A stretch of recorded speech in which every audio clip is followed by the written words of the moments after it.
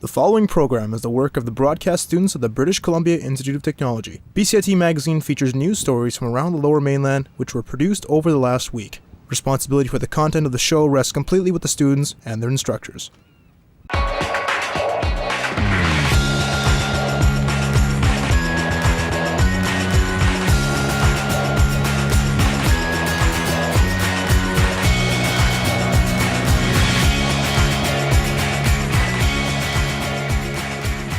Today on BCIT magazine, TransLink puts the final touches on its Compass card rollout. BC drivers are ranked the worst in Canada.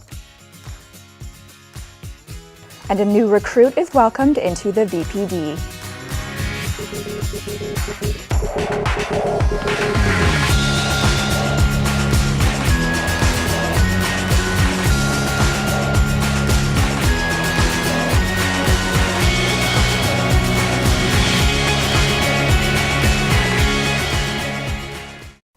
Hello and welcome to BCIT Magazine. I'm Kurt Morgan.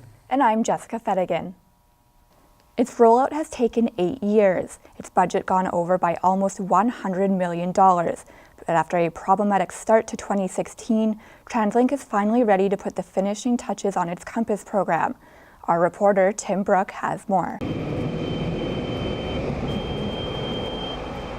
Expect to hear more beeping around the Lower Mainland. This weekend, the last of the fare gates close at SkyTrain stations. This comes just 3 days after malfunctions that left some riders trapped behind those very same gates. TransLink hopes that this week will go a little smoother. Well, we've got additional staff out on the system this week to help customers make sure that they know how to get a Compass card, where to get it, and how it works. And so they'll be able to assist people with getting those Compass cards or Compass tickets at Compass vending machines, and then also showing them how the gates work. Gate closures are the final stage of the Compass card rollout, which was originally slated to begin in 2008 and cost up to $100 million less. TransLink officials, however, say everything is still going according to plan. The system is working. That's what's brought us here today, is giving us the opportunity to listen to our customers and make sure that the system is working for them. And we're going to continue to listen to customers as we move forward. And years of overwhelmingly negative feedback seems to be forgotten on this day. So I prefer having Compass, so I like it. I think that the efficiency of the system works better. For me, it is a lot easier because I can do it online. TransLink still has its kinks to work out. There have been complaints of long lines, understaffed ticket booths, and disabled riders having difficult times getting through the gates. Staff will be there to assist customers with disabilities who may not be able to tap in or tap out. When staff are not able to be at the station, then the accessible gate will remain open so those customers can continue to travel independently. And that will be put to the test this weekend after years of turmoil. Tim Brook in Burnaby for BCIT Magazine. A recent poll suggests BC has the worst drivers in all of Canada. Our reporter Taryn Parmar brings us this story. Sometimes I feel like I obey too much of the law. Seems like everyone tries to find a shortcut around those. Though she's been driving for 6 years, Rashmi Parhar has had her share of bad driving experiences. A lot of people get angry. I've seen really bad examples of angry drivers, and it can get pretty violent and scary. And she's not the only one. According to a poll done by Insights West, British Columbia has the worst drivers in all of Canada. Poll results showed 49% of Canadians have seen drivers fail to stop at an intersection, and in BC that number jumps up to 61%. And that's not the only thing. It's failing to signal or doing other things improperly when changing lanes. Disobeying traffic control devices such as stop signs or traffic lights, those all contribute to crashes in British Columbia. But for Rashmi, drivers aren't the only problem. Pedestrians are as well. They're usually not paying attention, they're usually texting away, they're not focusing. It's hard to maintain eye contact with them, so it can get really difficult driving. Sometimes even when it's safe to go, they'll still right in, so you gotta be careful, you gotta watch out for that. Taryn Parmar in Vancouver for BCIT Magazine. Taryn Parmar joins us live. Taryn, what are some of the reactions to this poll? Kurt, when you look at the numbers of these polls, we see numbers in the high 90s when it comes to things like not signaling while turning, not stopping at stop signs, and also rushing to get through intersections. Are there any positive things that are being recognized by the drivers in this province? Fortunately, drivers in BC do have some good qualities according to this poll. For instance, they were ranked lower than the national average when it came to littering. Back to you. The Vancouver Police Department's Victim Services Unit showed off their newest member this week. My co-anchor Kurt Morgan went down to sniff out the story. No need to run from this police dog. Luca is the second intervention dog in British Columbia. The presence of a dog like Luca can help calm the nervous system, reduce anxiety, decrease heart rate, and lower blood pressure. And as well, Luca's involvement can also help diffuse strong emotion, provide a healthy distraction in the midst of crisis, and be a source of cathartic touch and physical comfort. All very good traits to have when he could be called to a number of different cases.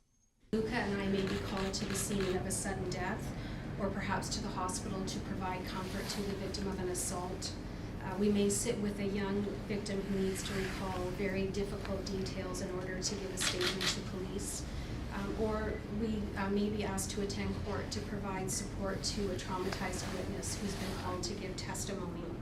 Training these dogs is no easy task, and for that the VPD enlisted the help of the Pacific Assistance Dog Society, or PAD. It starts with volunteer puppy raisers, but those puppy raisers attend classes every single week with their dog throughout the year and a half that they're raising the dog.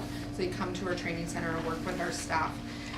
We also, obviously, during kind of those younger years, we do kind of one-on-one training where we go out and work with the raiser if there's challenges or issues. With police as busy as they are in Vancouver, it's likely Luca won't be getting much more rest. Kurt Morgan in Vancouver for BCIT Magazine. Coming up next on BCIT Magazine, laneway homes have been around for years, but these small dwellings have drawn in a certain demographic. And the city of Vancouver is selling trees at a discount to try and encourage more people to plant. A defining moment for me was when I finished my first internship and got lots of really great feedback from industry professionals. I would have never imagined I'd be walking into the floors of TSN and thinking, I'm not a student anymore, I'm here to work. I will be starting a job with an investigative news program in Toronto, and I'm really excited to see that grow into what will become, hopefully, my dream job.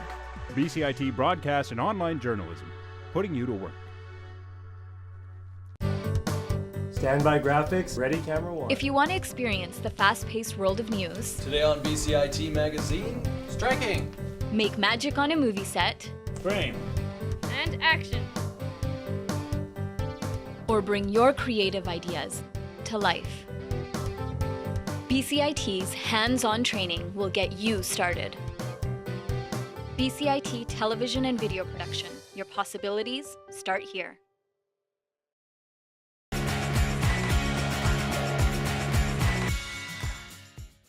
Laneway homes are structures that can be built behind existing houses.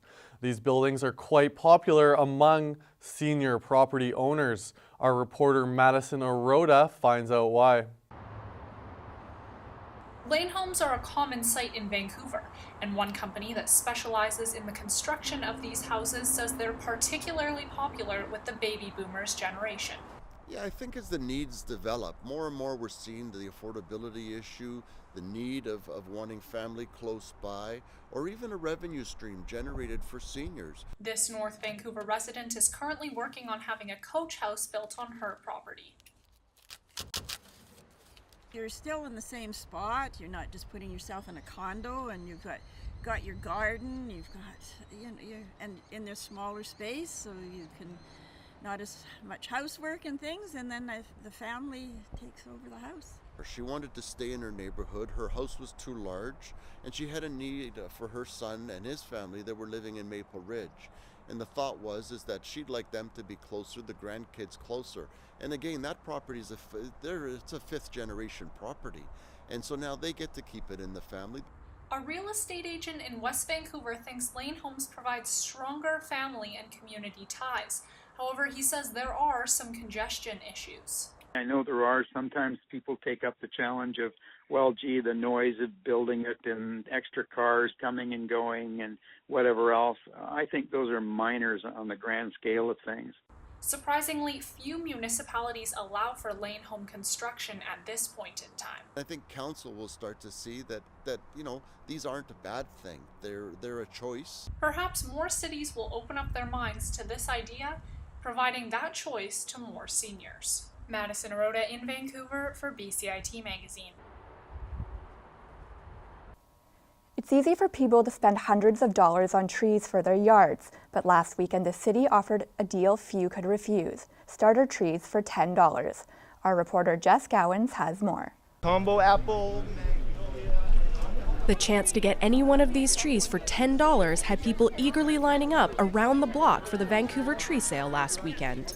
The event kicked off Vancouver's inaugural Tree Week. Where we're really losing our urban forest canopy is on private land. So we're trying to find ways of encouraging private landowners to plant more trees. And this is one option, which is to get discounted trees that people are interested in.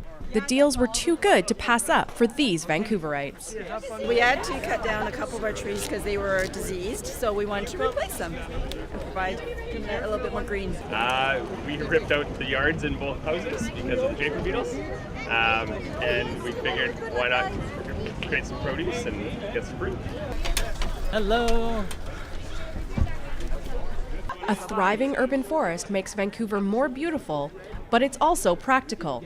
That urban forests provide a whole range of ecosystem services that the city depends on. They filter air, they clean water, they intercept rainfall that would go into the sewer system. They capture carbon, which we're more concerned about now. Expanding the urban forest canopy is all part of Vancouver's goal to plant 150,000 trees by 2020. It's amazing. Should be a minimum, planting more. It's fantastic. I think it should be a national strategy. Every city should have a similar type program. But I just love the idea that the city is helping us plant trees and make things really beautiful. Every tree bought at the sale grows the urban canopy, helps the city towards their goal, and you walk away with a good deal at the same time. Jess Gowans in Vancouver for BCIT Magazine. We're now joined live by our reporter Jess Gowans. Jess, how many trees are they selling at the two tree sales? They expect to sell more than 3,000 trees between the event here at Hillcrest and the one at Trout Lake. And how did the city decide what type of trees they were going to sell? Are the trees native to Vancouver? They determine the types of trees by finding ones that grow well in Vancouver. Most of them aren't native to Vancouver, but they will all grow well in the climate we have here. Back to you. In BCIT news, toddlers from BCIT's daycare were at the school's Gishong Creek on Tuesday to release 20,000 young salmon into the water in support of World Rivers Day. And I think it's so important to try and engage young people with nature and with events like this. And when you talk about young children releasing young salmon, that's such a sign of hope and so positive and so appropriate. The school has plans to continue restoring the creek so the salmon can thrive. This creek was severely damaged a few decades ago, and the fact that we can release salmon today back into this creek, I think that highlights the fact that we can in fact restore a waterway. BCIT hosted a robotics tournament this weekend with the winner going to the World Championships. Our reporter Taryn Parmar has more. 3, 2, 1, go! BCIT's gymnasium was a battleground to more than 350 high school students and their robots. The goal? To shoot as many balls into the hoop in a minute and a half. These are students who have an interest in technological careers in general, but not exclusively. Some students are just extremely creative, but it tends to be kids who want to be, I guess, part of the robotics revolution. The Pacific Youth Robotics Society organized the event as a way for budding robotic scientists to promote science and math in high school. What's really important to me and I really enjoy in this whole robotics thing is that it's about the teamwork and how we all try to stay up the task and time manage. 5 minutes ahead. The robots took months for the students to build and perfect. The interesting thing is what you'll see here in front of you is probably version 5 or 6 during the year. They'll go to a first tournament, which our first tournaments were like October. they'll go to that and they'll discover, hey, this works, but this doesn't, and they'll tear apart and start over, or maybe fix up, but usually it's a complete rebuild. So the first robot takes months, the next one takes weeks, and when they get down to this stage, it may have happened the last week or two. BCIT crew here doing an amazing job at filming this. The winners from this tournament go on to shoot hoops at the World High School Tournament in Kentucky later this month. Karen Parma in Burnaby for BCIT Magazine.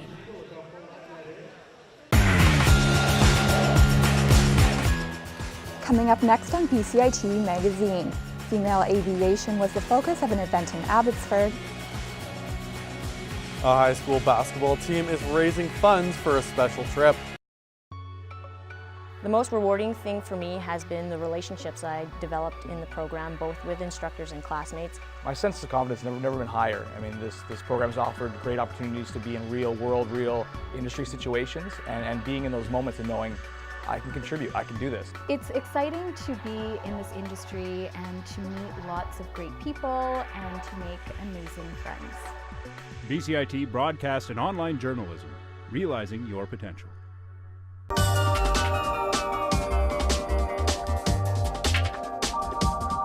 I chose BCIT because I know that all the programs are very hands-on. We have our own radio station, like it's one of the best programs that I've ever heard of. I am starting a job on Monday, so confidence is high. Honestly, I didn't think it was going to be this fun. So Ben, this weekend I was thinking we could go to the Reel to Reel International Film Festival. It's a family-friendly event with shows for everyone. We can see it at the Van City Theatre, the Roundhouse Community Centre, or the Reel Theatre. How about the Senior BC Games Awareness event in Coquitlam? It's a big barbecue where we can learn all about the upcoming games. I think the cooking skills series at the Uncommon Cafe on Powell Street could be fun. We'll learn all the right ways to cook fish and how to pair it with other foods. Or we could learn to plan the wedding of our dreams at Dream Group Academy's 12-week wedding planning course on West Hastings in Vancouver. That was this week's community calendar. You can find us on Facebook, follow us on Twitter, or check us out at bcitbroadcastnews.ca.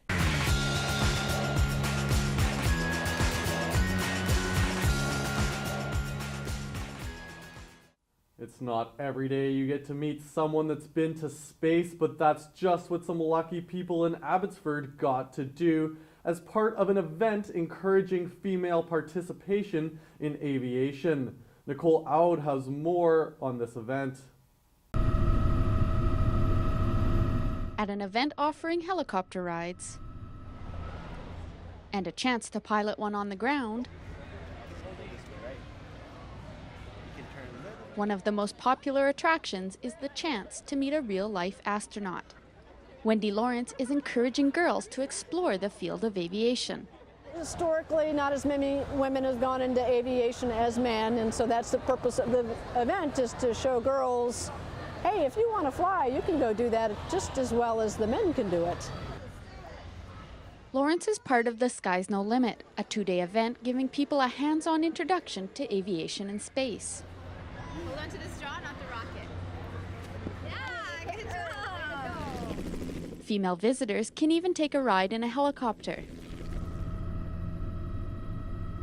They come for the flights, and then when they land, they're like, wait, wow, look at all this other stuff that there is. And then they meet people like Isabelle Tremblay and Wendy Lawrence, the astronaut, and then it starts to become clear. It's like, wait a minute, this is actually real. I could do that. The excitement of the visitors leads Lawrence to reflect. There was a squadron of helicopters at Pensacola, Florida, and we had an opportunity to fly one day on the helicopter, and I thought, this is it. Yeah, this is what I want to fly.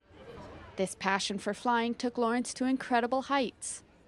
Now she's encouraging the next generation. That's me. That's me in my official suit. And then Nicole Aud in Abbotsford for BCIT Magazine.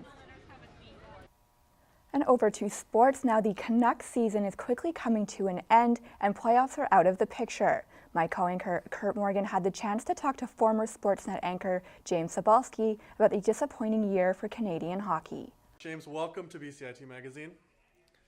Let's kick it off here. We expected the Canucks to be in some sort of transition period. Did you expect them to be in double digits for the Austin Matthews sweepstakes? I don't know if I expected them to be kind of right to where they've gone, but you know, it's when Jim Benning took over, I think collectively you recognize that it was a flawed roster. And I think they had kind of hung on to a few veterans that had kind of passed the expiration date. And now they're kind of stuck in that middle earth where that greasy limbo where the young guys aren't quite ready for prime time and the veterans aren't what they used to be. Vancouver's not the only hockey team in limbo here. There's no Canadian teams in the playoffs this year for the NHL. What's that do for the Great White North here? Well, it doesn't. It means a lot of people will tune out when it comes to watching playoffs this year. I think Rogers is probably very hopeful that the Jays are soaring right out of the gate to get all that hope. But, you know, I think, you know, as somebody said to me last week, you know, it was a beautiful sunny day in Vancouver. It's 20 degrees. And, you know, if the home team's not in the playoffs, it's pretty easy to forget about hockey when you've got a beautiful day. How much hope do the Whitecaps, the Lions, or even the Canadians for that matter, have to pick up the slack a little bit now there's a little bit more room in the market? I would say if there's a team that could really sort of win the city over if there was a time, the market is ripe for the Vancouver Whitecaps. It's a young, trendy sort of team. I don't know if it's necessarily speaking volumes to, you know, the community outside of Vancouver, but I think a lot of people in the city have started to fall in love with these guys. They got to continue to trend upwards and win. My concern with the Whitecaps is that you've got field turf in there, and despite spending $500 million on renovating BC Place Stadium, it's a stadium that is prohibitive for MLS. And the best players in the league and some of the best players in the history of soccer that are starting to find their way through don't want to come here. The Canadians are a lot of fun, and I think they'll benefit with the Jays being hot right now, but it's more of a sugar rush for the summer. But I think if there was ever a time for a team to really capture the hearts of this city with the Canucks going where they are, I think the Whitecaps have the opportunity, where the Lions are kind of stuck with a generation that the CFL has some issues to work out themselves. You can watch the full interview online at bcitbroadcastnews.ca. The Canadian women's hockey team lost the United States in the gold medal of the IIHF Women's World Hockey Championship. Alex Carpenter, the daughter of former NHLer Bobby Carpenter, scored the game-winning goal for the Americans. High school seniors often plan major trips during their final year, but as a reporter Madison Arota tells us, seniors at Caribou Hill Secondary are taking the idea a bit further. These grade 11 girls at Caribou Secondary have been playing basketball together since grade 8. Now they're going to Cuba to mentor and coach young underprivileged children. We get caught up in this little world in Burnaby where sometimes we forget that there's people out there that maybe are less advantaged than we are or have different life circumstances than we do. And I think when you're young, to see that, that can inform a life in a very positive direction. One player says this team is like a family, and she just wants to pass on that concept. A lot of girls, they've gotten a lot from our school and our team, and a lot of them wouldn't be where they are now without it. So we understand what a team sport can do for young women. The staff at Caribou Hill say this group of girls has a lot of character. I just think it's so exciting to even think about that idea. It's really indicative for me of the nature of the community we have at Caribou Hill, which is a very caring community, and these young women, in my view, really are exemplifying that caring community. Many of these girls have to work part-time jobs, some of them to help their families. Their coach says these athletes are playing for more than just their stats. They put a lot of time and energy into their game. They also put that time and energy into being good people. But I think that going away, showing them that, you know, the value of sport extends beyond the wins and losses, beyond where you're placed in the league, and it can involve giving back, it can involve seeing other parts of the world. I mean, that's what they're going to remember. With the strong determination to give back, it seems these girls are not your typical student athletes. Madison Arota in Burnaby for BCIT Magazine. Now we have an inspiring story about an Iranian war veteran who is drawing on his time as a child soldier to motivate him on a special journey to promote peace. Amy Quinn shares the story. Port Coquitlam auto mechanic Zahed Haflang is planning to travel from Vancouver to New York on foot. He plans to walk across North America to share his anti-violence message and gather signatures on a petition he hopes to present to the UN. War is not good for any country, for any nation, for anyone. It's basically I lost all the thing I had in my life. I lost it during a war. War is monster. Zahed has lived in Canada for 15 years, but at the age of 13, he became a soldier fighting for Iran. He's received media attention in recent years after reuniting in Vancouver with an Iraqi soldier he crossed enemy lines to save decades ago. I didn't help him out, leave him as is, he will be died. Anyway, I stitch him up, I bandage it, I give him painkiller, I give him the vein. Anyway. Was that against the rules? Yes. What would have happened if you got caught helping an enemy? They're gonna hang me up. It was this experience that humanized war for Zahed, and it inspired his message for peace. But before he fills his water bottles and ties his shoes, he's filling oil tanks and changing tires. A truck will be accompanying him on his journey. It doesn't look like much yet, but Zahed is restoring this 1952 Dodge B3B half-ton. When he's finished the truck and finds a sponsor, he will begin the long trek towards peace. Amy Quinton in Port Coquitlam for BCIT Magazine. If you have any questions or comments regarding this program, please visit us online at bcit-broadcast.com or bcitbroadcastnews.ca.